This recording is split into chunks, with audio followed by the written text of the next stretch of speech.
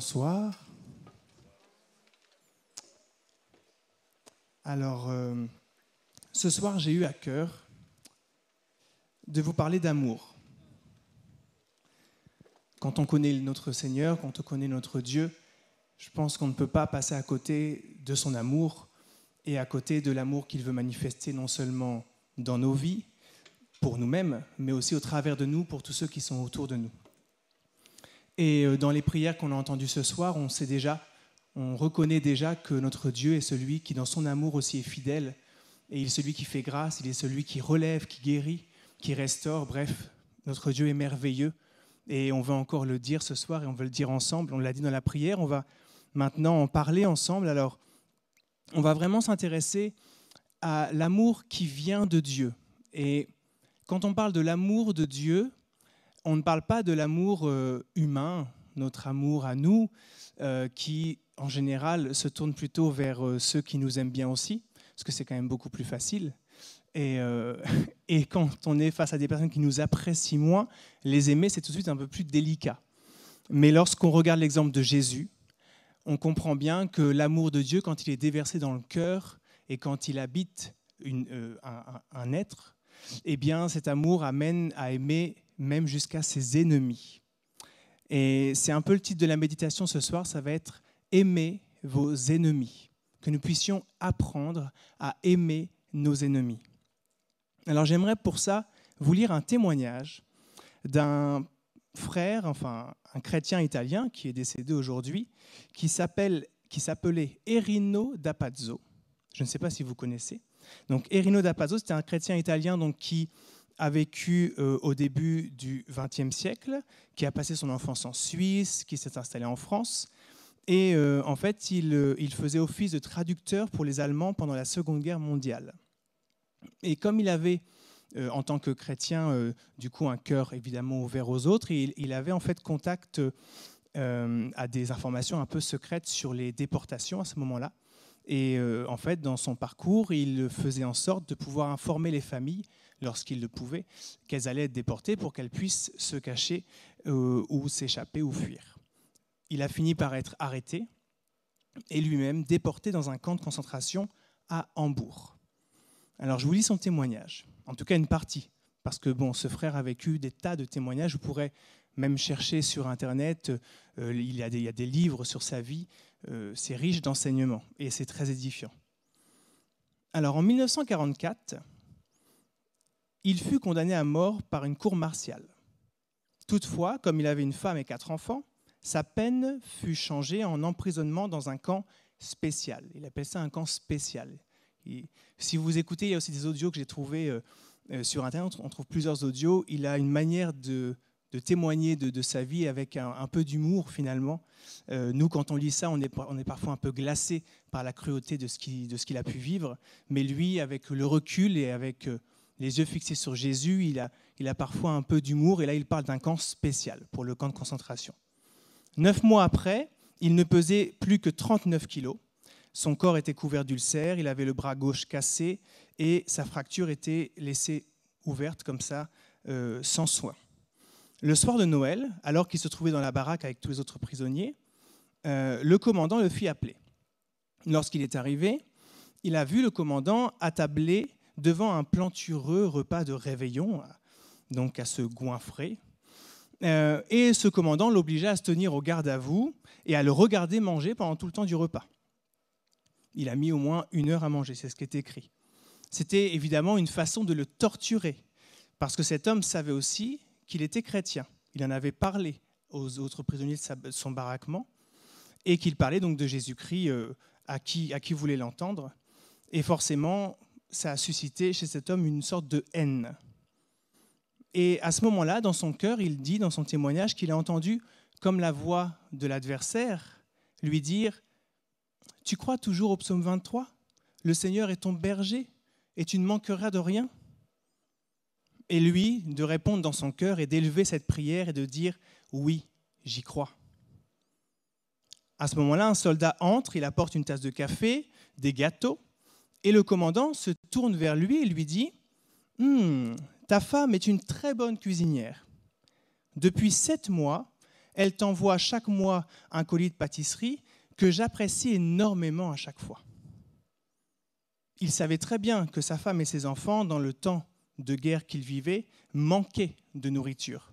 Et il savait aussi que pour que sa femme puisse lui envoyer des gâteaux chaque mois, elle devait du coup prendre sur la part de la famille pour pouvoir lui envoyer ça au camp de travail. Et là, il voyait ce commandant se gaver de la nourriture, non seulement qui n'était pas pour lui, mais qu'en plus était prise à la bouche de ses enfants finalement et de sa famille. Et à ce moment-là, encore la voix de l'adversaire dans son cœur, déteste-le, hais-le, maudis-le. Et une fois de plus, il priait Dieu dans son cœur. Et il ne ressentait pas la moindre haine. Mais malgré tout, il aurait bien aimé qu'il puisse lui donner une part de gâteau. Non pas pour la manger, mais juste pour se souvenir de ses enfants et pouvoir avoir cette pensée un peu émue envers sa famille. Et ensuite, donc, l'homme a fini son repas, il n'a pas arrêté de l'insulter, de lui lancer des tas de sarcasmes, etc. Et à la fin du repas, il lui dit « Commandant, comme vous êtes pauvre, moi, je me considère riche parce que je crois en Dieu. Et Jésus-Christ m'a sauvé de mes péchés. » Lorsque le commandant a entendu ces mots-là, il est entré dans une colère énorme, violente. Il l'a injurié comme jamais il l'avait fait et il l'a renvoyé dans son baraquement de prisonnier. À la fin de la guerre, donc Erino da Pazzo a été relâché comme les autres prisonniers. Et dès qu'il est sorti du camp, il a mis tout ce qu'il pouvait en œuvre pour retrouver ce tortionnaire. Il savait qu'il y avait des officiers qui n'avaient donc pas survécu à la fin de la guerre, mais il savait que lui était encore vivant. Et donc il l'a cherché pendant une dizaine d'années à peu près. Et un jour, il a enfin retrouvé où il habitait. Donc accompagné avec un autre chrétien, pasteur, il est allé chez lui. Et même en discutant avec ce pasteur de sa situation et de ce qu'il avait vécu, en racontant le même témoignage, le pasteur lui-même disait « mais c'est horrible, enfin, comment vous pouvez même juste penser lui pardonner, c'est impardonnable, il devrait être condamné ». Enfin bon, bref, tout un tas de réactions finalement très humaines, mais plutôt légitimes. Et à ce moment-là, du coup, lorsqu'il arrive chez le tortionnaire, donc il s'invite chez lui, il l'accueille, bon voilà, il ne le reconnaît pas, hein. Et il lui dit « Est-ce que vous vous souvenez de Noël 1944 ?»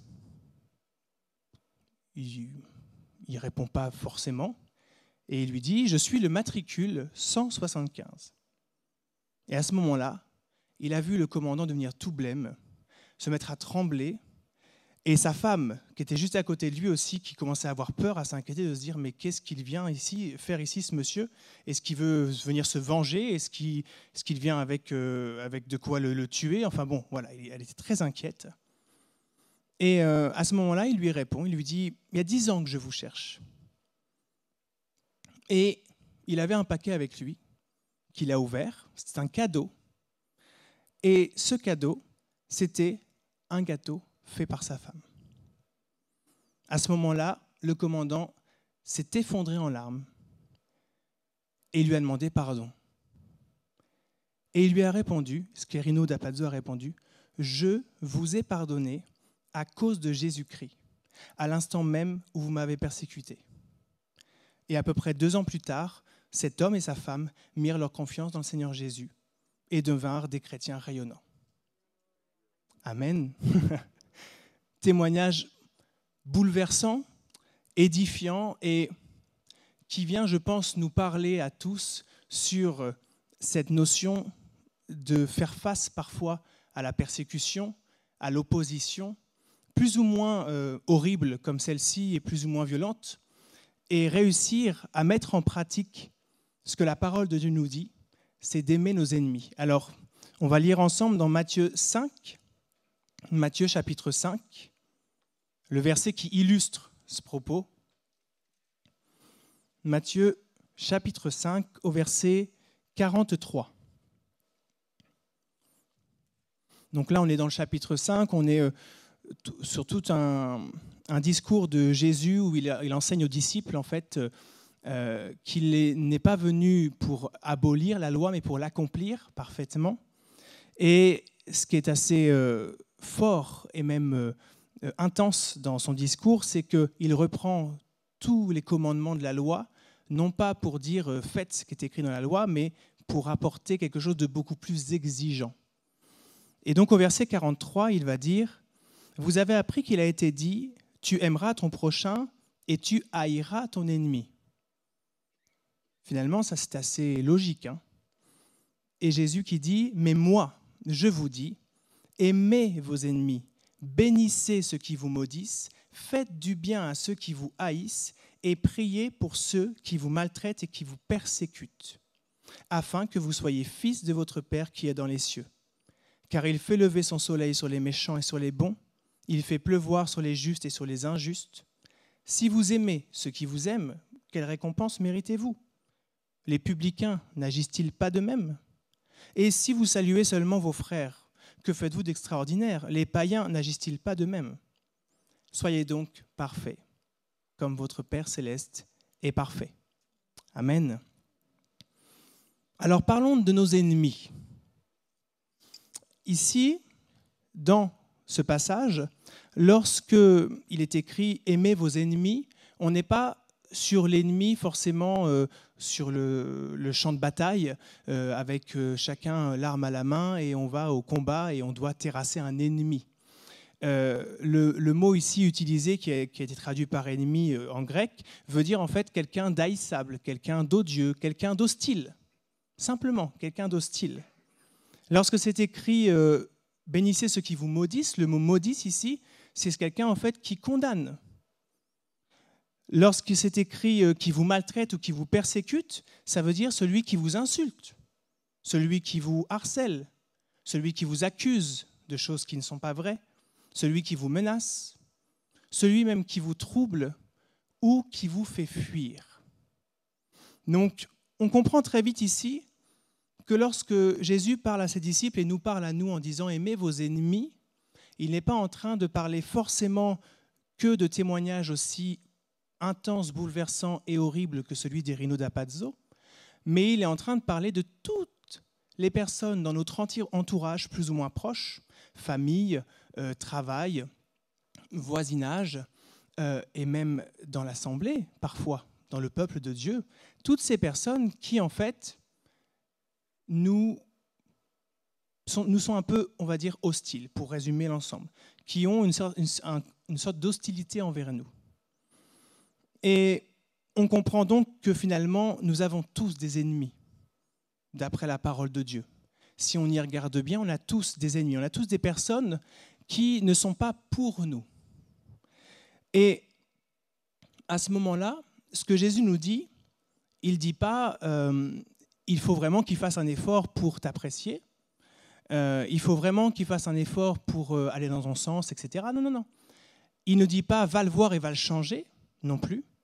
Il dit juste aimez, bénissez, faites du bien et priez. Et c'est très intéressant de voir le détail et l'insistance du Seigneur sur ce simple fait. Il aurait pu s'arrêter à aimer vos ennemis. On peut se dire que ce serait suffisant, que tout serait dit. Mais il ne s'est pas juste arrêté là. Il a voulu illustrer le propos. Il a voulu qu'on puisse bien comprendre ce que ça voulait dire que d'aimer son ennemi, que d'aimer tout court, parce que si on prend tant d'autres passages où il parle de l'amour, il ne va jamais juste dire aimer. Il est toujours dans le détail. Il va toujours un peu plus loin. C'est aimer votre prochain comme moi je vous ai aimé. Là, le niveau est élevé. Hein. Et là, il dit bien, donc, aimez vos ennemis, bénissez, faites du bien et priez. On a le package complet.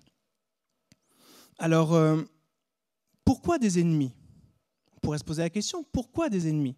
Parce qu'après tout, quand on se convertit au Seigneur Jésus, quand on marche dans ses voies, lorsqu'on le cherche, qu'on aime notre Seigneur en retour de l'amour qu'il nous donne, on est appelé et on est censé être tous des artisans de paix, travaillant au ministère de la réconciliation. On est d'accord ? C'est ce qui est écrit dans la parole, c'est ce que le Seigneur nous met aussi à cœur, d'être vraiment des artisans de paix. Et pourtant, il nous parle ici d'ennemis. Mais il explique au verset 45 qu'il fait lever son soleil sur les méchants et sur les bons, qu'il fait pleuvoir sur les justes et les injustes. En fait, il explique que oui, même si nous ne cherchons pas à avoir des ennemis, même si nous travaillons au ministère de la réconciliation, même si nous travaillons à être des artisans de paix, on ne peut pas empêcher que dans ce monde, il y ait des bons et des méchants, des justes et des injustes. Et que le Seigneur pose le regard sur tous de manière indifférente. Tous de la même manière. Tous de la même manière. L'amour qu'il porte pour le bon comme le méchant est le même. Il n'a pas un amour plus important pour le bon en disant, lui, vraiment, comme il est bon, je peux l'aimer un peu plus, et le méchant, je l'aime un peu moins. L'amour de Dieu est pour tous, bons et méchants, justes et injustes. Et finalement, face à nos ennemis, la seule manière de pouvoir être dans le témoignage que Jésus attend de nous, de pouvoir aimer, bénir, faire du bien et prier pour eux, c'est de s'en remettre à Jésus et non à nous-mêmes. Parce que si on s'en remet à nous-mêmes, eh bien, moi je ne sais pas ce que vous en avez pensé à la lecture du témoignage d'Irino D'Apazzo, je dis Amen, Alléluia, gloire à Dieu, c'est merveilleux ce qu'il a vécu et c'est extraordinairement édifiant de voir sa réaction. Mais quelle aurait été la nôtre à sa place ? Très honnêtement, en tout cas en ce qui me concerne, je ne peux pas du tout assurer que j'aurais fait preuve d'autant de silence, de calme, et pour derrière juste dire « Eh bien, je vous pardonne et je vous ai pardonné au moment même où vous avez commencé à me persécuter ». C'est pas « je vous ai pardonné quelques années après, il m'a fallu du temps, c'était difficile, franchement, pendant des années je vous ai haï et un jour enfin je vous ai pardonné ». Non, non. Dès le départ, c'est-à-dire que la parole de Dieu et l'Esprit de Dieu étaient tellement présents dans le cœur de cet homme, le nourrissaient tellement que dès le départ, sa réaction a été une réaction conduite par l'Esprit de Dieu d'être dans le pardon et dans l'amour, face à quelqu'un qui était en train de le torturer, même mentalement.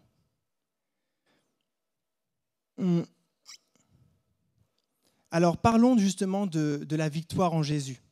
Quand j'ai dit juste avant que Irino D'Apazzo, par exemple, pour prendre son exemple, en effet, il n'a pas mis des années à devoir lui pardonner, etc. Je ne suis pas en train de dire que si pour nous, dans nos vies, parfois, on a des ennemis et on a des difficultés à pardonner, le Seigneur est en train de nous rejeter et que ce n'est pas humainement normal.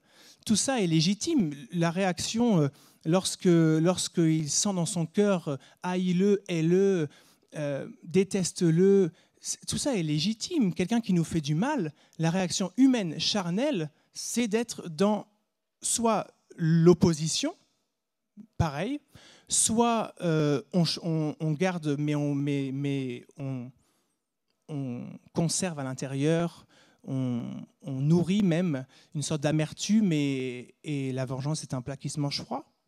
Ça peut exister, ça. Voilà, il y a plein de réactions très humaines, très charnelles et parfois totalement légitimes. Mais nous, ce que nous devons avoir à cœur et à l'esprit, et ce qui doit être notre cheval de bataille, en fait, c'est de chercher à être dans le témoignage de Matthieu 5, 44, d'aimer nos ennemis. Et si c'est quelque chose qui nous est difficile, ce n'est pas de se dire « Oh, le Seigneur ne m'aime pas » et de se faire du mal ou de se rabaisser ou d'avoir l'impression qu'on est du coup mis de côté. Non, non. C'est de se dire « Seigneur, pardon, parce que pour moi, ça c'est difficile. Je te livre ma vie telle qu'elle est et s'il te plaît, viens m'aider par ton esprit.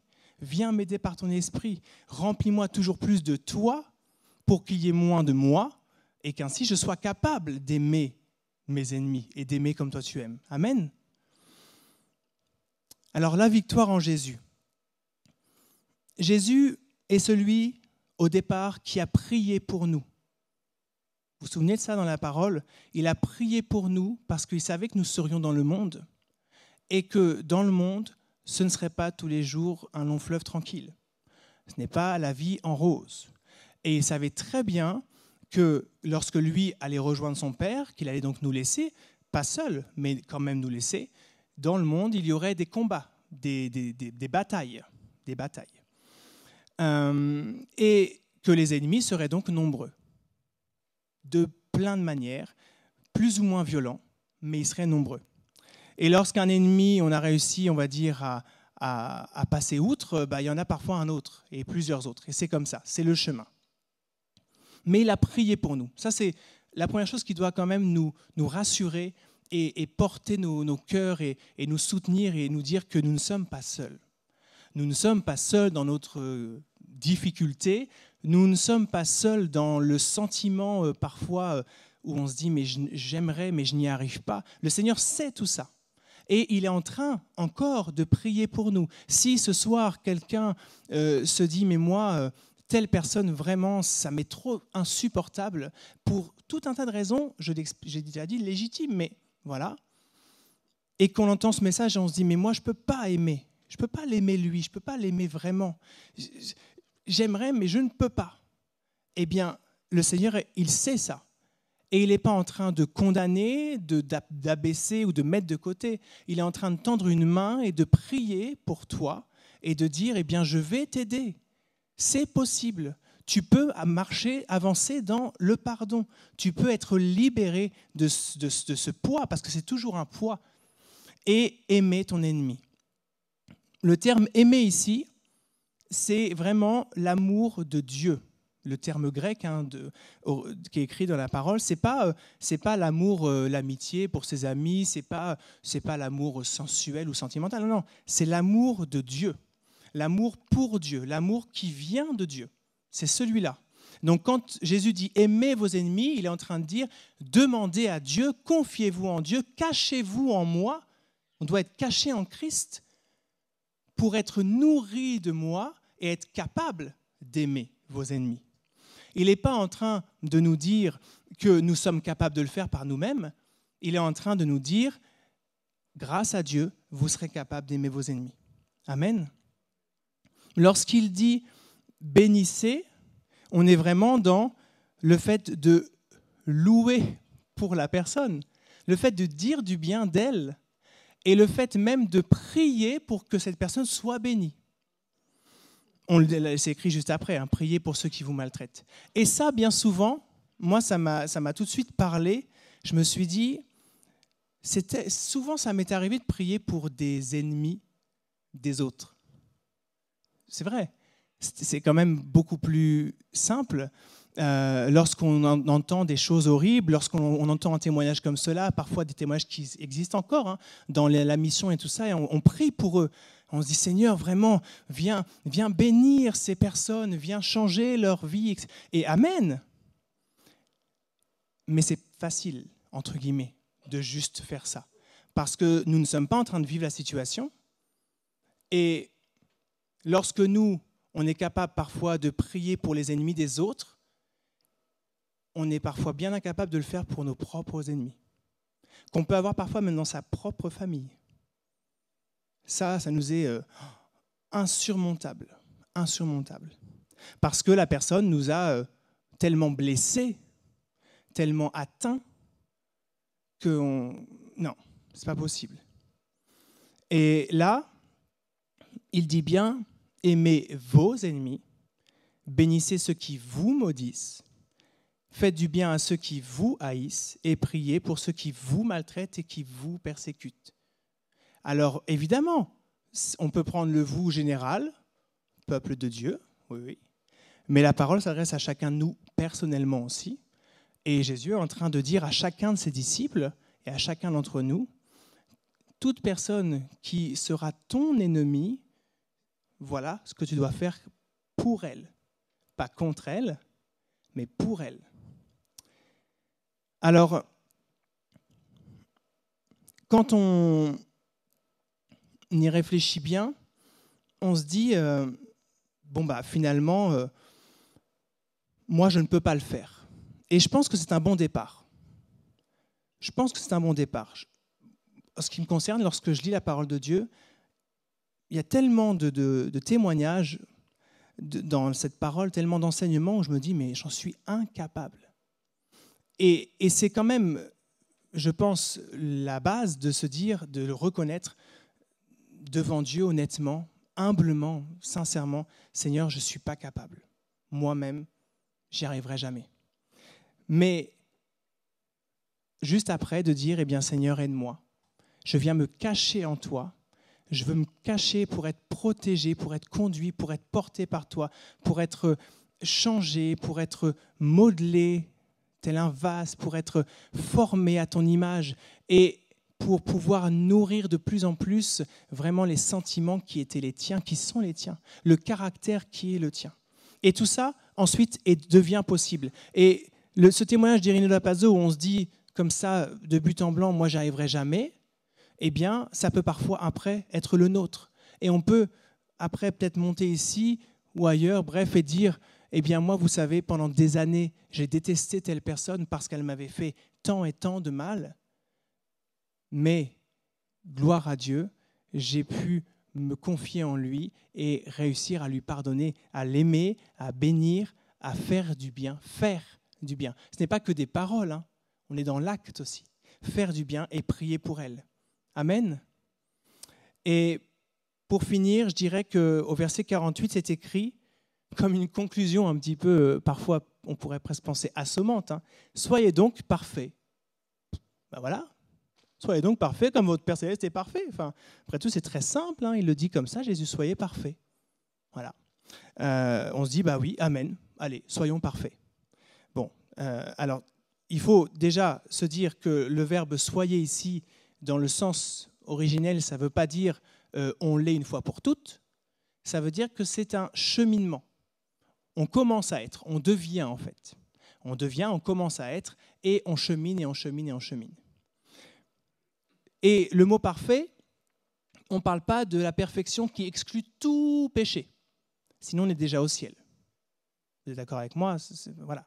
Donc, la perfection qui exclut tout péché, c'est celle que nous aurons quand nous n'aurons plus ce corps-là, mais quand Jésus nous aura pris avec lui et que nous serons dans le ciel, dans un monde parfait, avec un sauveur parfait. Et nous-mêmes, nous serons parfaits. Nous ne serons plus tels que nous sommes. Mais pourtant, il dit bien, soyez donc parfaits comme votre Père Céleste est parfait. Ici, il veut juste dire, eh bien, prenez ce cheminement-là, parmi tous les exemples que je donnais dans celui-là, hein, d'aimer vos ennemis, prenez ce cheminement, commencez à être, jusqu'à devenir parfaitement à mon image lorsque je vais vous reprendre. Et en attendant, cette perfection, c'est le fait d'être accompli, d'être complet, d'être en fait mature spirituellement. Et là, on ne va pas le détailler évidemment ici, mais on pourrait trouver plusieurs autres passages dans la parole où Jésus nous invite à ne plus être simplement des enfants qui se nourrissent de lait, mais à être des adultes, des gens qui sont capables d'avoir une nourriture un peu plus solide. Et donc le fait d'être parfait comme ça, d'être un peu plus mature et solide spirituellement, c'est tout à fait quelque chose de possible. C'est quelque chose de possible quand on se confie en lui, quand on se cache en Christ. Donc, aimez vos ennemis, ce n'est pas un simple ordre en disant « aimez vos ennemis », vous n'avez pas le choix. C'est « vous ne pouvez pas le faire, mais grâce à moi en vous, si vous vous cachez en moi, si vous reconnaissez aussi vos propres fautes et toutes vos incapacités, je suis capable de vous donner, d'aimer vos ennemis et d'être pleinement vainqueur en mon nom. » Amen. On prie ensemble. Seigneur Jésus, je te remercie pour ta parole et pour ton esprit. C'est vraiment une richesse et une grâce inestimable, non seulement de te connaître, mais de pouvoir avoir cette parole, de pouvoir nous en nourrir et d'avoir ton esprit qui vient nous révéler toujours mieux cette parole, toujours mieux tes enseignements, ce que tu veux que nous puissions comprendre de toi pour mieux te connaître. Et c'est une grâce de pouvoir toujours mieux te connaître. Merci Seigneur de te révéler à chacun de nous. Tu ne laisses personne de côté. Tu es celui qui sait comment te révéler aux uns et aux autres. Tu sais comment parler le langage de l'un ou de l'autre pour que nous puissions tous comprendre tout simplement cette parole et la faire nôtre et la mettre en pratique. Je te prie pour que tout ce que nous avons pu entendre là, tout ce temps de prière que nous avons pu vivre vraiment nous forme à être toujours plus parfaits en toi, à être toujours plus accomplis en toi, que nous puissions continuer de grandir en toi, qu'à aucun moment nous ne puissions imaginer être arrivés quelque part. Nous avons toujours plus besoin de toi, Seigneur. Vraiment, viens encore nous renouveler dans ton esprit. Viens nous rafraîchir d'une fraîche rosée. Viens vraiment nous inonder de ta présence, Seigneur. Viens vraiment nous conduire, nous amener toujours plus près de toi. Et je te demande pardon, Seigneur, aussi pour les fois et pour les ennemis que je peux avoir dans ma vie, dans ma famille, dans mon entourage, ces personnes un peu hostiles et desquelles je peux me défier ou desquelles je peux m'éloigner, plutôt que d'être à prier pour elles, à les bénir dans ton nom et à chercher à les aimer pour les attirer à toi. Ta parole nous dit que si nous vivons ton amour, les autres verront que tu es Jésus. Les autres te verront vivre en nous et ainsi le monde verra qui tu es. Alors Seigneur, fais-nous grâce, s'il te plaît.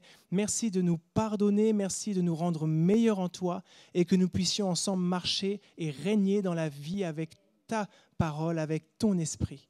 Amen. Amen.